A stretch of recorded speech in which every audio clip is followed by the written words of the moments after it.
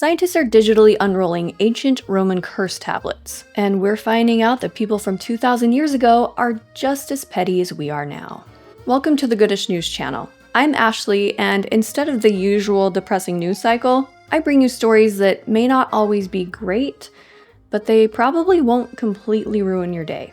In the time of the Roman Empire, people had a very unusual way of dealing with their enemies.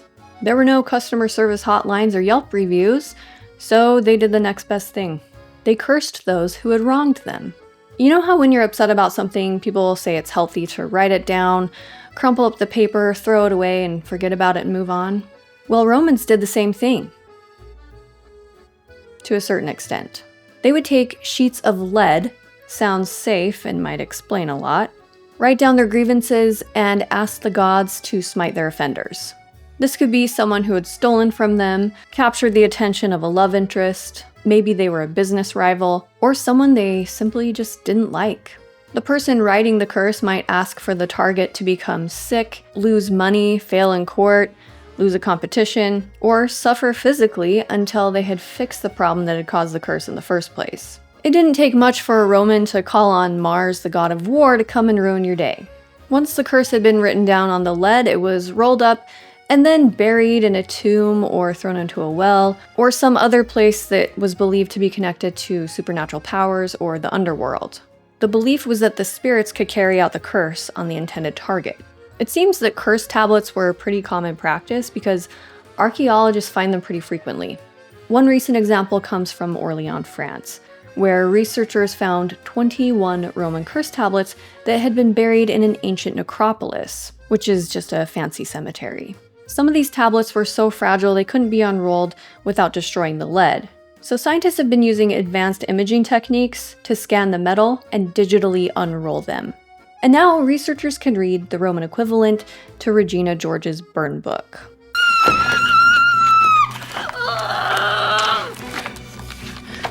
But why did they use lead? Mostly because it was cheap, durable, and easy to inscribe, which made it the perfect material for ancient hate mail. Something that I find very entertaining about the whole curse thing is how everyday slights were worked into the tablets. For instance, one of the most famous tablet discoveries occurred in Bath, England, at a Roman bathhouse. One guy wrote a curse to Sulis Minerva to smite a thief with maximum death and insomnia until his stolen cloak had been returned. I guess bathers were a bunch of kleptos because dozens of tablets contain curses targeting people who had stolen from bathhouse patrons. Even in ancient times, people thought it was hilarious to steal a naked person's clothes. I find the personal and specific requests within the tablets especially entertaining. For instance, asking the offender to lose their mind and eyes, the taking of the thief's blood and health, the inability to eat or drink. This was meant to make their life so miserable they wouldn't have any choice but to confess and return the stolen items. And keep in mind, thieves weren't the only target. Are you a scorned lover? There's a curse for that. Are your business rivals eating up your potential clientele? There's a curse for that. Are you taking someone to court for negligence? You guessed it. There's a curse for that. Curses connected to chariot races and gladiator events were pretty common, because anything to get the competitive edge. They didn't have steroids, so curses were the next best option, I guess. These curses targeted body parts like hands and feet, so they wouldn't function properly. Or they'd go after the animals involved, like horses, even wishing for crashes around the most dangerous parts of the course. One tablet targeted an entire team of horses by name. The writer of the curse asked the gods to make the horses collapse, crash, or fail entirely. Which means for at least 2,000 years, there have always been those sports fans that were completely unhinged. But here's one of the main reasons why these tablets are so valuable. It gives insight into what ordinary people were going through day to day. Most written records from the Roman world came from wealthy or powerful people. Emperors wrote histories, and politicians gave speeches, and military leaders recorded victories. But curse tablets preserve the voice of everyday people. We can learn more about how they spoke, thought, and interacted.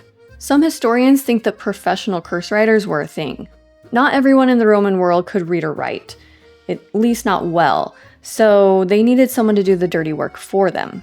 Who knew that scorned illiterate people would be a viable market for such a thing? The cursed tablets were also a way for people of lower social classes to hopefully receive some form of legal justice if they had been wronged. They couldn't afford to use the traditional court system, so they took things into their own hands, essentially filing an arrest warrant with the gods. But here's what I find so interesting. We live in a day and age where technology is so advanced, it can read rolled up scrolls of lead. And with that technology, what have we discovered? People arguing over stolen clothes, lost love, sports, embarrassment, power, and politics.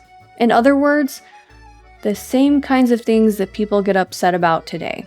The only difference is instead of burying it in the ground with a dead person, we post it on our Facebook feeds and TikTok accounts. You know, the healthy adult way of dealing with things. If you're looking for more good news in your life, be sure to check out this video right here. And if you enjoyed this video, please give it a like and consider subscribing so we can ignore all the bad news together.